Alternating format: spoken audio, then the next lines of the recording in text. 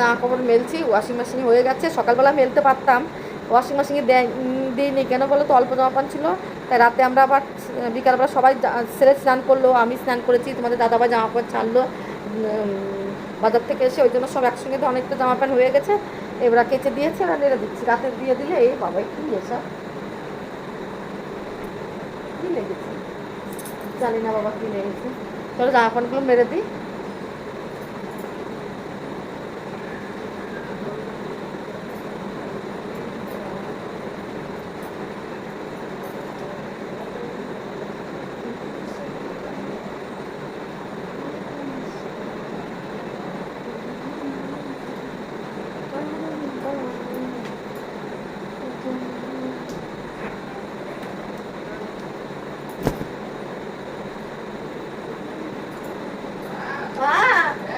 হয়ে গেছে।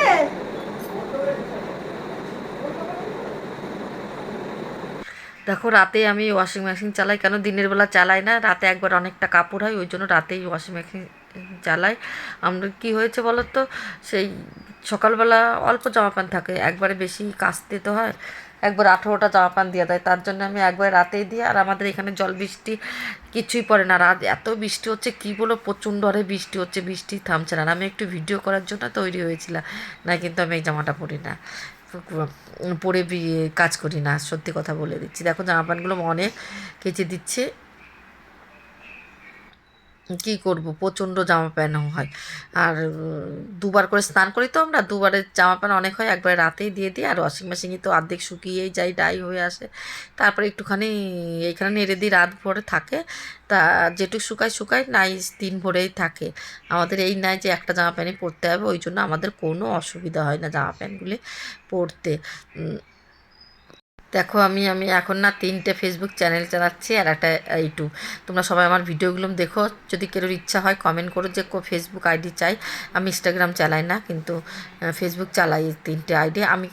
আমি কিন্তু চেষ্টা করছি ভালো ভালো ভিডিও দেওয়ার জন্য। দেখবে ফেসবুকগুলো সুন্দর একটা চ্যানেল আছে, এই রয়, আমার ছেলের ফটো দেওয়া আছে, আর একটা আছে এস ব্লগার, আর একটা আছে শিপ্রা শিপ্রা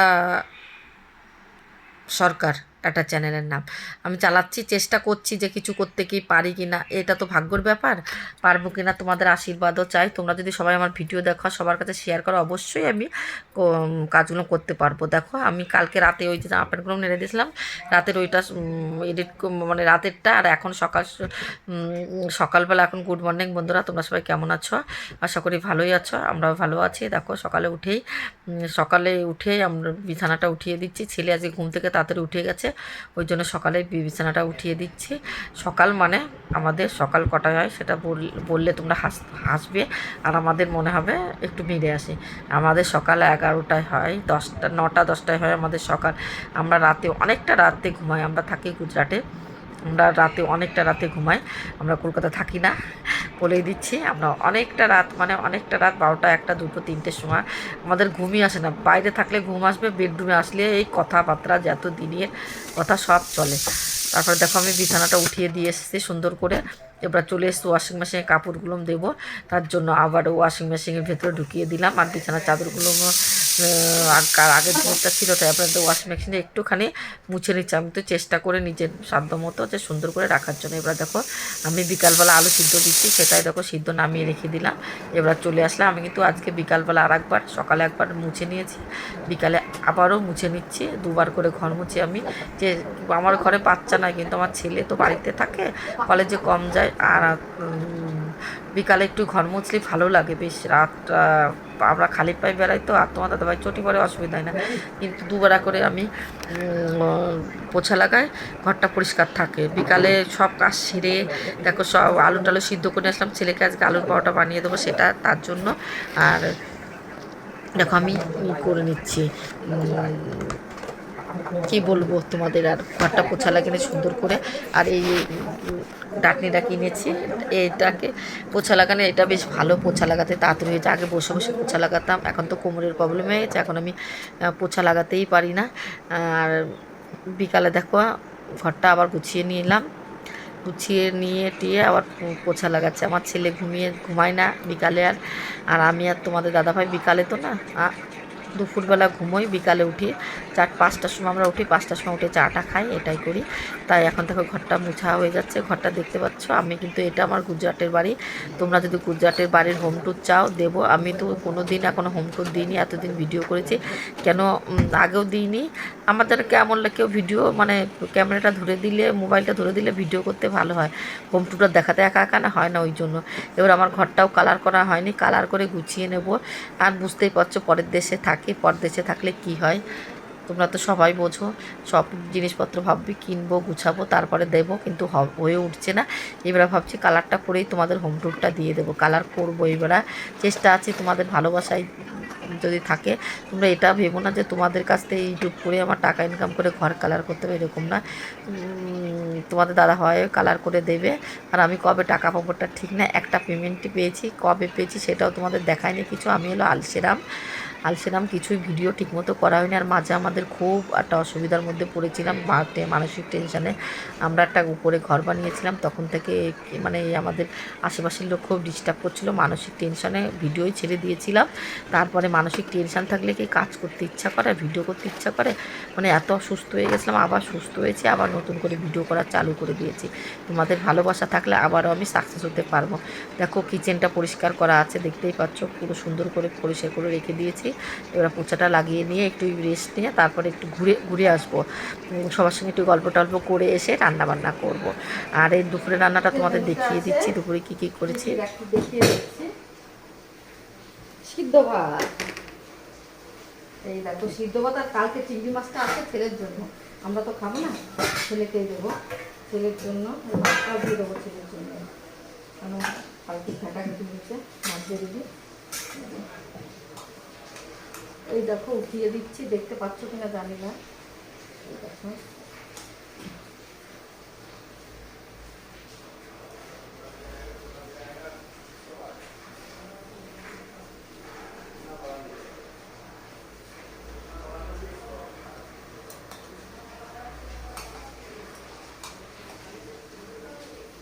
সিদ্ধটাই বেশি, একটু কাছে নিয়ে আসি দেখতে পাবো।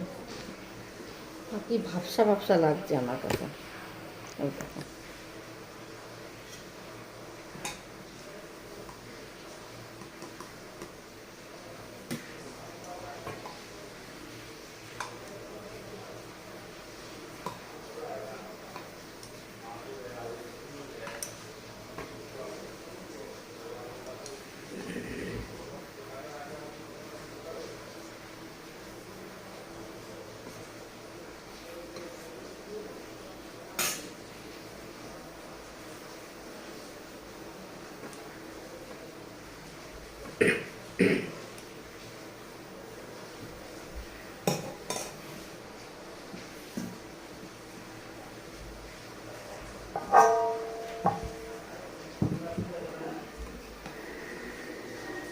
তোমাদের দাদাভাইকে দিয়ে দিলাম ভাতটা বেড়ে, কারেন্টে না এটা জল চালাচ্ছে।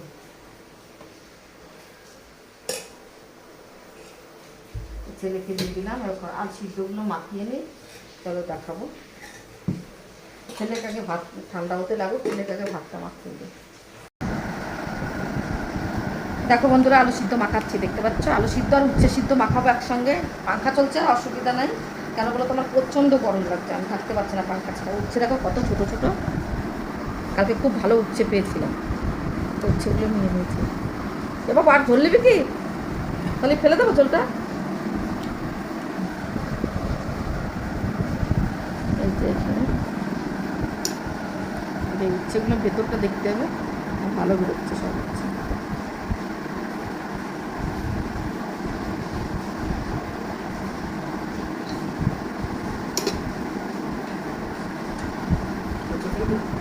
হ্যাঁ দুদিন আকাশ জল কেন, জল খাবে কেন, জল থাক না, রসা খাবে কে,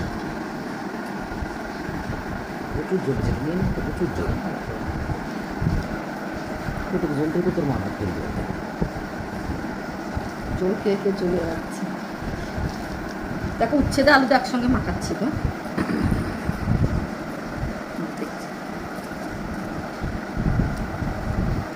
আর বেগুন আলাদা মাখাবো। আর এটাই তেল এসছে একসঙ্গে, সর্ষের তেলটা ভেজে নিয়েছে, তারপরে ভাজা তেলই খাবো, কাঁচা তেল খাবো না। লঙ্কা দুটো করে মাখাবো।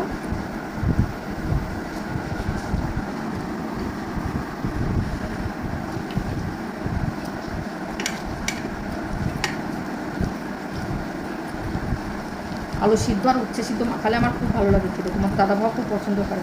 আজকে রাত্রে আমরা পরোটা করবো আর একজনের জন্য রুটি খাবো। ছেলেটা আমার খাবে কিনা জানি না। এই দেখো তোমাদের দাদাভাইকে দিয়ে দিই, এই জন্য আতরটা দেখো, তোমার থালটা দেখো, দিয়ে দিই দাদাভাইকে। আর আমি একটুখানি নিই, খাবে তোমার একটুখানি, এই যে একটুখানি আমি আর একটু বেগুন দেখি। ও বাবা আলু আছে এখন একটু। বেগুন আমাদের গাছের বেগুন গো, 4টে রেখে দিয়েছিলাম একটু মাছের ঝোল খাওয়ার জন্য, তার আগে সিদ্ধই খেয়ে নিলাম। যা টেস্টি বেগুনগুলো, প্রথম দিন অত ভালো লাগেনি, কালকে খুব ভালো লেগেছিল, মাছের ঝোল করেছিলাম। দেখো বেগুনগুলো কচি, একেবারে কচি বেগুন, মনে হচ্ছিল পেকে যাবে, এই বেগুনগুলো আর পাকছে না।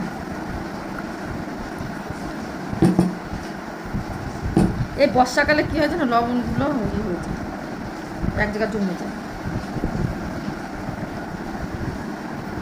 তেল বেশি দেবো না।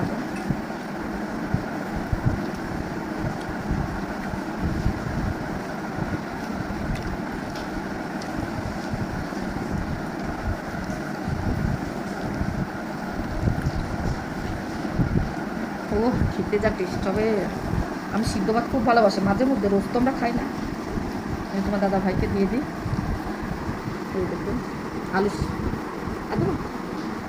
এই দেখো হয়ে গেল আজকে আমাদের সিদ্ধ। কী কী দেখিয়েই দিলাম, আলুতে উচ্ছে দিয়ে, একটা লঙ্কা নিয়ে নিই, আলু সিদ্ধ আর উচ্ছে সিদ্ধ একসঙ্গে মাখিয়েছি, আর বেগুন সিদ্ধ, ব্যাস। আর ছেলেকে দিয়েছি, ছেলেটাকে দেখিয়ে দাও, ছেলেটা হলো চিংড়ি মাছ, ব্যাস। চলো আজকের মতো খাওয়া দাও। খেয়ে দিয়ে রেখে দিয়েছি, ওষুধ টষুধ খেয়েছি। এখন এখন বাচ্চা করে চা বানাবো। এখন 5টা বাজতে গেল, শুয়েছিলাম, ঘুম থেকে উঠে বলতে এখন বাসনটা মেজে নিই, তারপর অন্য কাজ করি। 2-3টে থালা ছিল যে করে রেখে সব কড়াইটা সব মেজে রেখে দিয়েছি। এইটা খাওয়ার পর আর মাছতে ইচ্ছা করছিল না, তো এখন মেজে দিই, বলো মেজে চা বানাবো। আর একটা জিনিস বানাবো, হয়তো আটা মাথা আছে, পরোটা বানাবো রেখে দিতে, তার সঙ্গে খেয়ে নেবো আমরা দুজন। আর তোমাদের দাদাভাই ঘুমিয়েছে, আমি ঘুমাচ্ছি না দুদিন দুপুরবেলা, বেশি ঘুমালি না আলসে লাগে শরীরে, বসে থাকি, ঘুমোই না বেশি।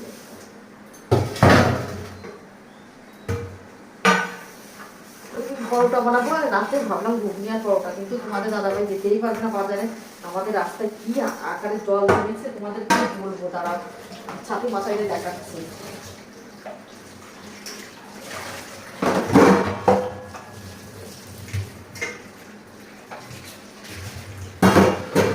ছেড়ে উঠে ডিমে পাঠাবো না, তোমাদের দাদাভাইকেও পাঠাবো না আজকে দোকানে, শুধু শুধু দিয়ে লাভ নয় দোকানে।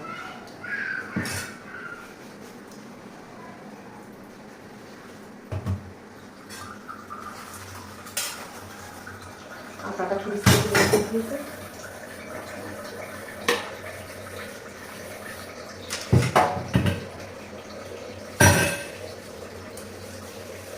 দেখো চায়ের বাসনগুলো ধুয়ে নিচ্ছি, পরোটা বানাবো তার জন্য সব রেডি করে নিচ্ছি। সন্ধ্যার সময় একটু পরোটাও খাবো, আলুর পরোটা তো করবো, এমনি পরোটা আগে খেয়ে নেবো, তারপরে রাতে আলুর পরোটা বানাবো। সব গুছিয়ে রেখে দিচ্ছি। আর এখন দেখো বাসনটা মেজে নিয়েছি, বাসনটা মাজার পরে এখানটা পরিষ্কার করে নিচ্ছি। আর আমি না জলটা করে নিলাম, মুছে নিলাম, তা সুন্দর করে, নাই তো কিচকিচ চললে আমার ভালো লাগে না। কতবার যে কিচেন মুছছি তোমরা তো দেখতেই পাচ্ছ, বারবার রান্না, সকাল দুপুর 3 বেলা রান্না খাওয়া, এই করতে করতে আমার কাজ হয় না গো, আর বারবার কিচেন মুছে। এখন দেখো একটু রাতের রাতের একটু আটা মাখা ছিল, সেইটা মাখার ওইটা বেঁচে গেছে, এখন তো খেয়ে নিতে হবে, নাই তো কী হবে বলো তো, নষ্ট হবে জিনিসটা। আমি চাই না যে জিনিসটা নষ্ট হোক। এইবার দেখছি আটার ডাব্বাটা খুঁজছি, পাচ্ছি না, নিচেই প্রচুর চেষ্টা করছি, মনে করতেই পারছি না কোথায় রেখেছি। আমি কিন্তু রেখেছি কোথায় জানো তো, ফ্রিজে রেখেছি। তারপরে মনে পড়েছে যে ফ্রিজে রেখেছি, তাড়াতাড়ি উঠে চলে যাবো। এইবারে দেখো মনে পড়ে গেছে আবার, ফ্রিজে রেখেছি, ফ্রিজ থেকে নিয়ে আসলাম। 2-3 মিনিট লেগে গেল, কিন্তু ফ্রিজে রেখেছি, ভুলে গেছি। এটা হলো আমার মাথা, বুঝেছ? ফ্রিজে রেখেও ভুলে যাচ্ছে।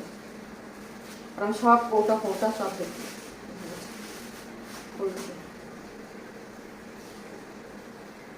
দেখো এসে এবার আটাটা না একটু হয়ে গেছে, নরম নরম হয়ে গেছে, একটু ভালো করে মেখে নিলাম।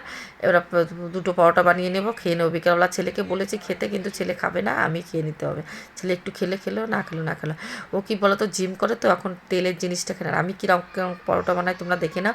আমি একটু তেল দিয়ে দিলাম, দেখেছো, তেল দিয়ে বারবার করে করছি, কিন্তু এত নরম আর সফট হবে। এরকম করে যদি তোমরা পরোটা বানাও, যে আগে বেলে নিয়ে তারপর একটু তেল দিয়ে আবার বেলতে হবে, তাহলে পরোটাটা অনেকটা সফট হয়, খেতেও ভালো লাগে। ওই জন্য আমি এরকম করে পরোটা বানানোর চেষ্টা করে দেখো মাখিয়ে নিচ্ছি।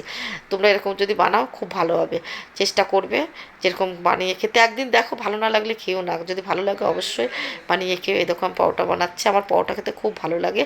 মানে তেলের জিনিসটাই খেতে আমি পছন্দ করি, কিন্তু খেলে শরীর খারাপ হবে। তোমার দাদাভাই দেখলে বকে, ওই জন্য খেতে পারি না। তোমাদের দাদাভাই না থাকলে বানিয়ে নিই, কিন্তু তোমাদের দাদাভাই আজকে আছে, চা খাবে না, চা বানাচ্ছে। দেখো চার মধ্যে একটু আদাটাই দিচ্ছে। আদার কত দাম বলো, কি করে চলবে? আদা তো তোমাদের দাদা বলে যত দামি হোক আদাটা খেতেই হবে। ঠান্ডা ঠান্ডা পড়ছে, বৃষ্টি বৃষ্টি হচ্ছে, আদা তো আমাদের আদায় চা না, চায়ের আদা না দিলে তোমাদের দাদাবা খায় না। আর চিনিটা পড়ে ফুরিয়ে গেছিলো, এবার চিনিটা ছোটো একটা ডাব্বায় ভরে নিচ্ছি। আমরা সুগার ফ্রি চিনি খাই।